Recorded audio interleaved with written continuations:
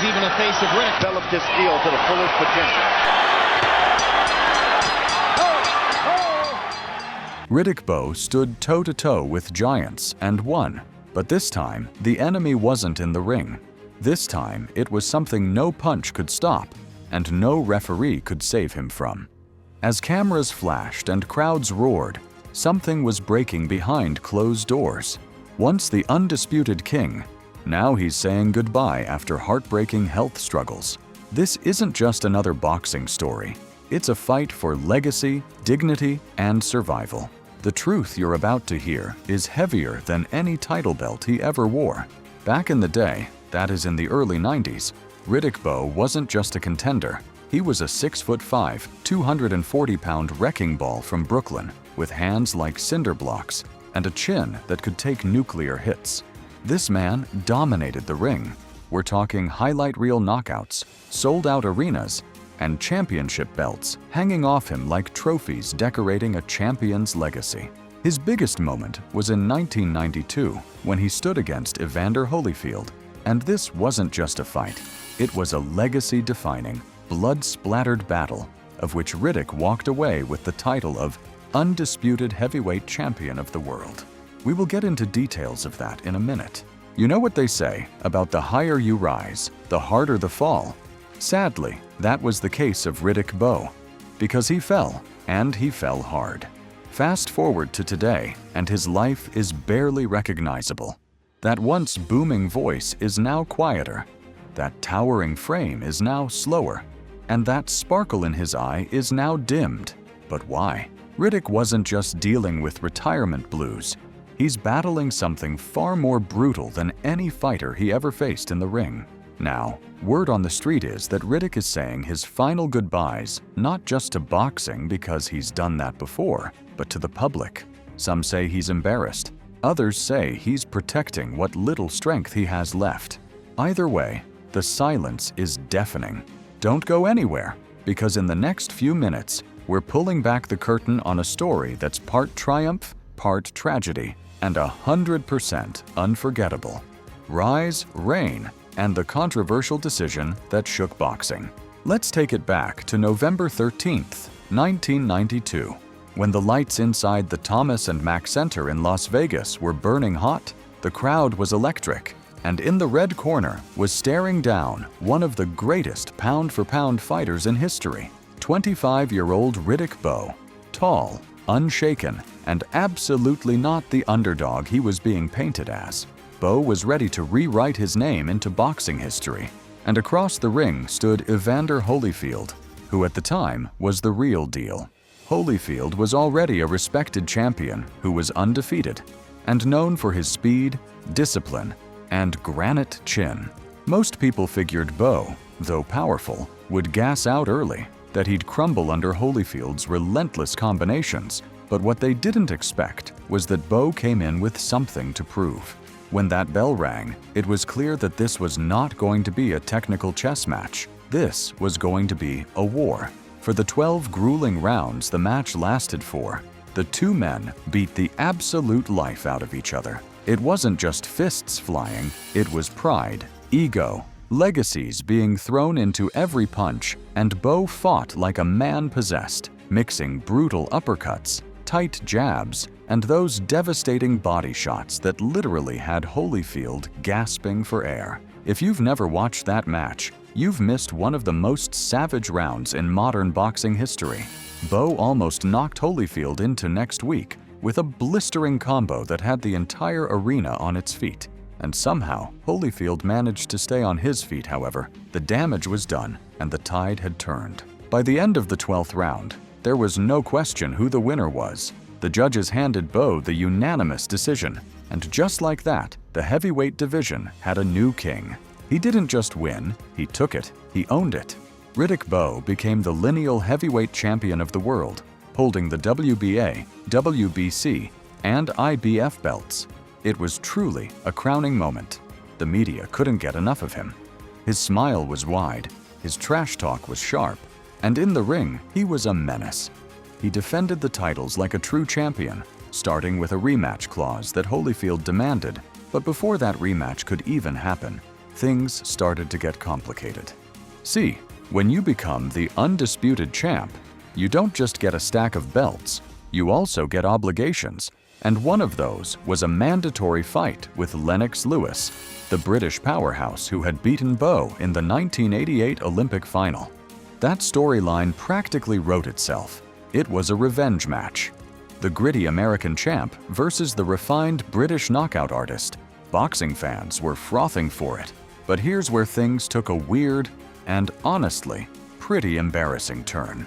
Bowe and his team started playing hardball, and negotiations fell apart primarily due to disagreements over the purse split. See, Bowe's camp proposed a 90-10 split of a $32 million purse, which Lewis's team found unacceptable. There were excuses, complaints about the split, location, timing, everything. Something always seemed to be the cause as to why the fight couldn't hold.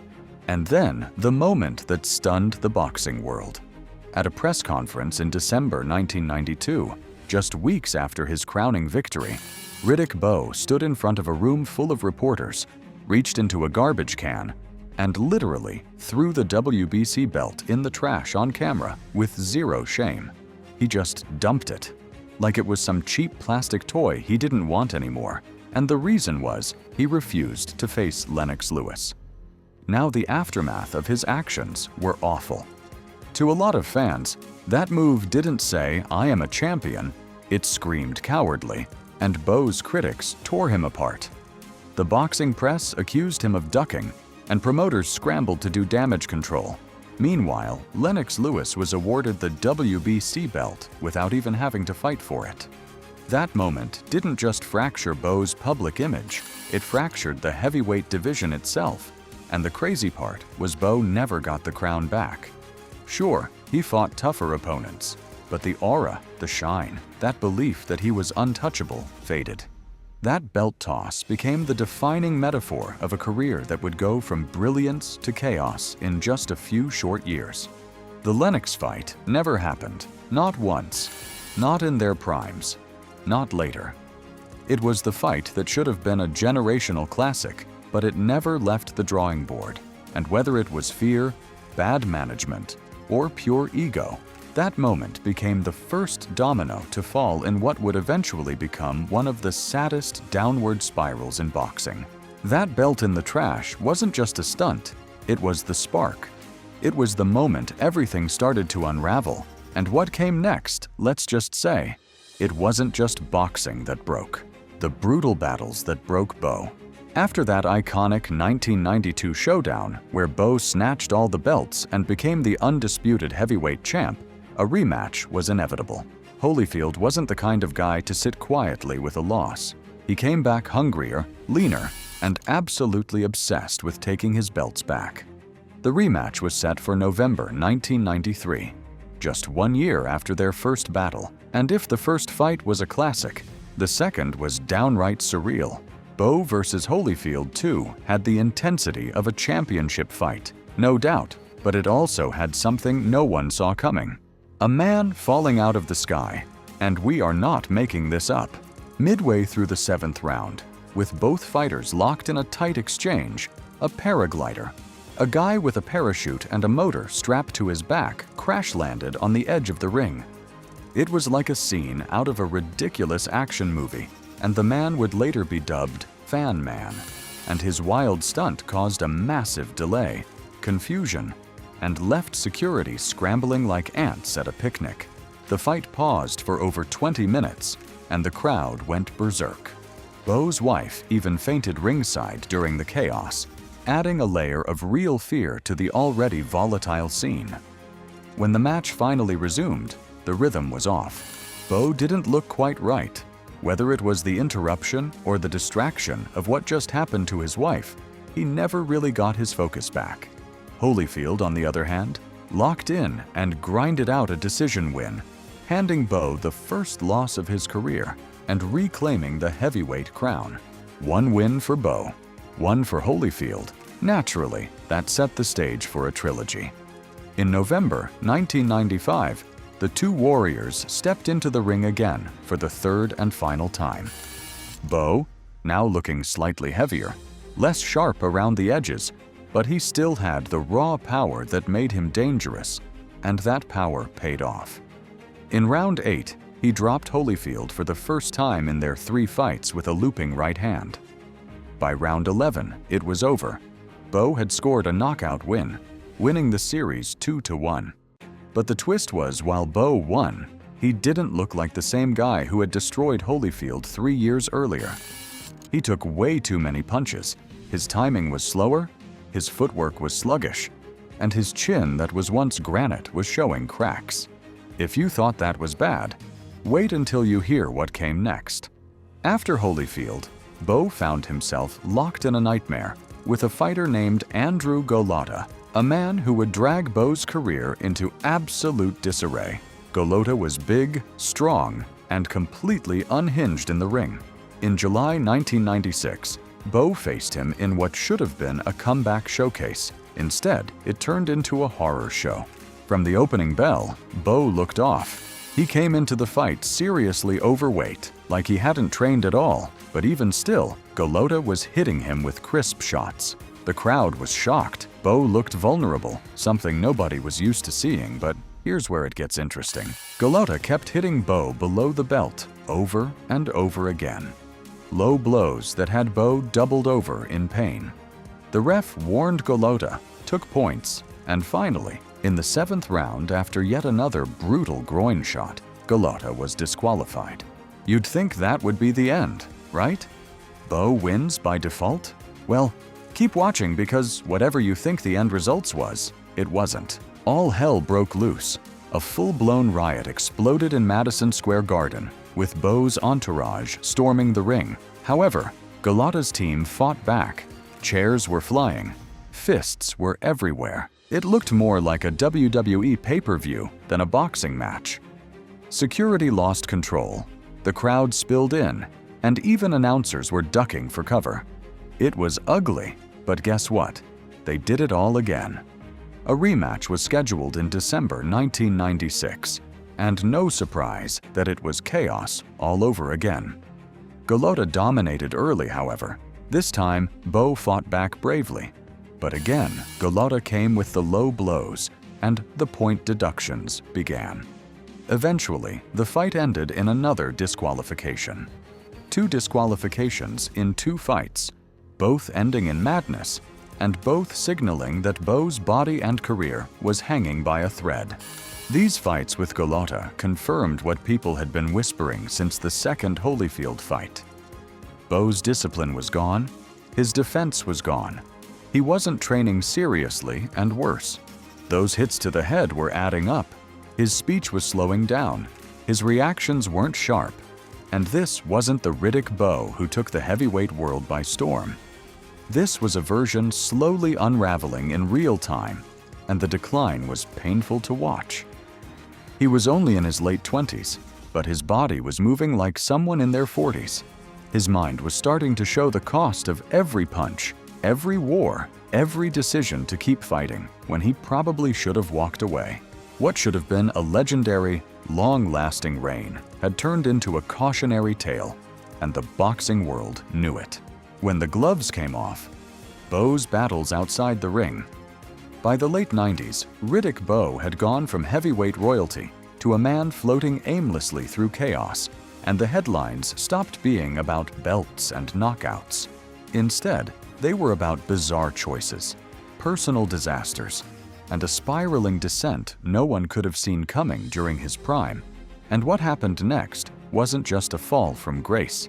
It was a slow, painful unraveling of a man who seemed to be fighting ghosts no one else could see. In 1997, out of nowhere, Bowe made a decision that confused just about everyone. He announced he was joining the United States Marine Corps Reserve. This was the same guy who had just come off wild brawls with Andrew Golota, who'd taken hundreds of punches and barely looked like he could climb stairs without breathing heavily. All of a sudden was headed for Paris Island to become a Marine.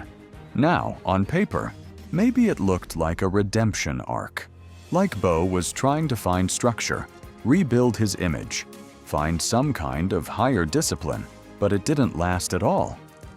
Within just 11 days of arriving at boot camp, he quit because he couldn't handle the physical demands, the yelling, and the rigid lifestyle.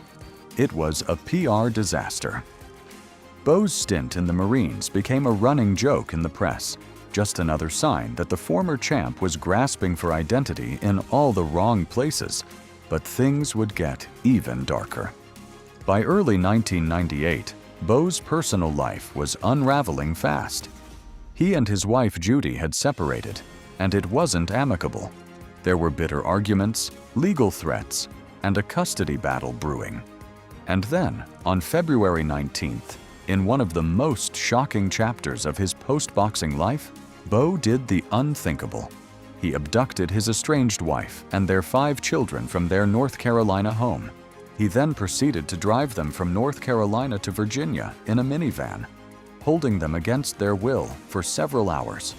His wife, who was beyond terrified, managed to call the police when Bowe briefly stepped away, and the authorities moved in quickly. Though no one was physically harmed in the incident, the emotional damage was irreversible. At that moment, Riddick Bowe wasn't just a former champ with a rocky personal life. He was now a criminal. The arrest made national headlines. Sports outlets, gossip columns, and talk shows ran wild with it. People couldn't wrap their heads around it. How did the soft-spoken, funny, charismatic Brooklyn heavyweight who once ruled the world end up here? What was going on inside his head? Bowe was charged with interstate domestic violence and faced serious prison time. However, his legal team pleaded insanity. During sentencing, forensic psychiatrist Dr. Neil Blumberg testified that Bowe suffered from frontal lobe brain damage due to repeated head trauma from boxing, and this condition impaired his judgment and impulse control, contributing to the kidnapping incident. Now, that may not sound dramatic, but let's break that down for a second. The frontal lobe of the brain is responsible for decision-making, impulse control, emotional regulation, and judgment. So when that part of the brain gets damaged, especially from repeated trauma like boxing, you stop being able to think clearly. You act on impulse, you make erratic, often dangerous decisions, and lose touch with consequences. In Bowe's case, it explained a lot. The sudden Marine Corps detour, the chaotic in-ring behavior toward the end of his career, and the terrifying kidnapping incident. It was all connected. He wasn't well. His neurological condition had deteriorated due to repeated trauma.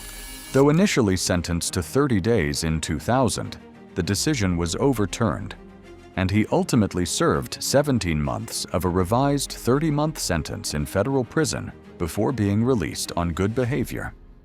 Following this, there were small attempts at comebacks, both in boxing and in public life, but the spark was long gone.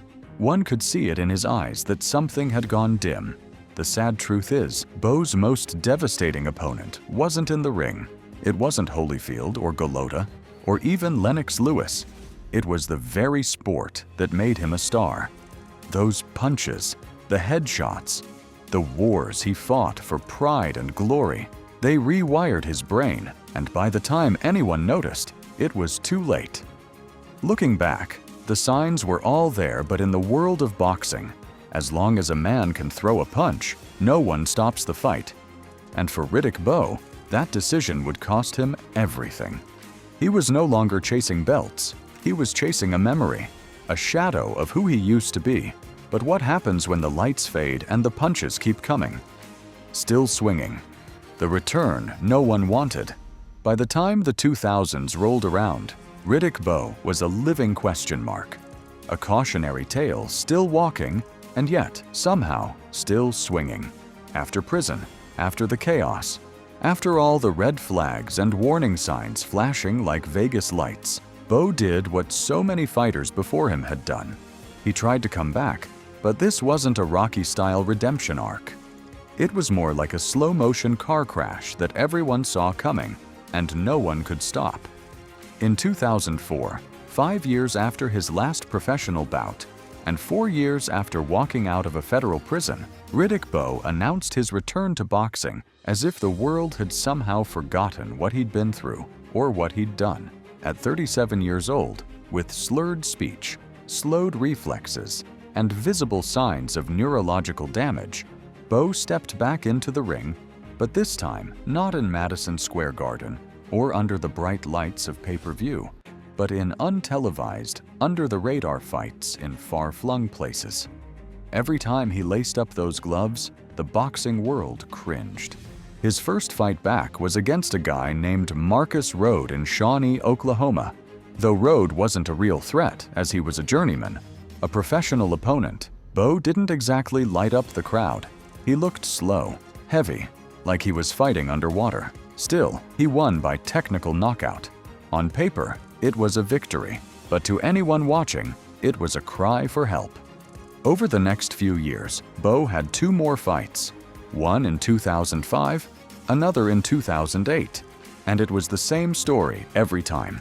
A shell of a fighter, a legend running on fumes. He barely threw punches.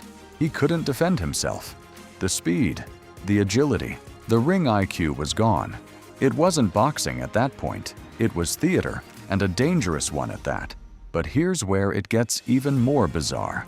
Just when people thought he was finally done, Bowe made a move that left even his most loyal fans stunned. In 2013, at the age of 45, Riddick Bowe announced he was switching to Muay Thai. For those who do not know what that is, Muay Thai is a brutal combat sport that emphasizes having powerful knees, elbows, and kicks. A discipline that chews up fresh young fighters in their prime, and Bowe, with the condition of his brain and stiff legs, thought this was his next act. His first fight took place in Pattaya, Thailand, against a local fighter named Levgen Golovin. The whole event had the energy of a sideshow, not a celebration of a former champion, but a sad display of denial. And when the bell rang, reality hit hard. Bowe, of course, didn't stand a chance. Golovin picked him apart. He chopped Bowe's legs down with vicious kicks that the former champ had no idea how to defend against. Bowe could barely lift his foot to check a strike, let alone deliver one. Within 2 rounds, it was over. Not from punches, but from the leg kicks. His legs buckled, his body gave out, and his pride, well, that had probably left the building long before. After the fight, Bowe told reporters, "I'm going to get better." But no one believed that. Not because they didn't want to, but because they knew better. This wasn't about fitness or learning curves. This was about a man fighting a war his body and brain had already surrendered to years ago. In the end, the story of Riddick Bowe isn't just about titles and rivalries. It's about what happens when the cheers fade and the lights dim. It's about a man who gave everything to a sport that couldn't give him the one thing he needed most: peace. Stepping away from the spotlight isn't just about hanging up the gloves or retiring the jersey. It's a raw, often painful process that many athletes never really prepare for. Imagine going from roaring crowds and intense focus to silence, while your body quietly betrays you with aches, memory lapses, or worse. The same warriors who dominated arenas now wrestle with invisible battles, including health issues that haunt them long after the last cheer fades. It's a tough reality, exposing cracks in the support systems around these stars, and for guys like Riddick Bowe, it's a reminder that some fights go far beyond the ring. Do you think the boxing world failed Riddick Bowe, or did he fail himself? Should the sport implement stricter protocols for fighter safety when signs of neurological damage emerge? Let us know your thoughts in the comments below, and don't forget to like, subscribe, and share. If you enjoyed this video, click on the next video on your screen.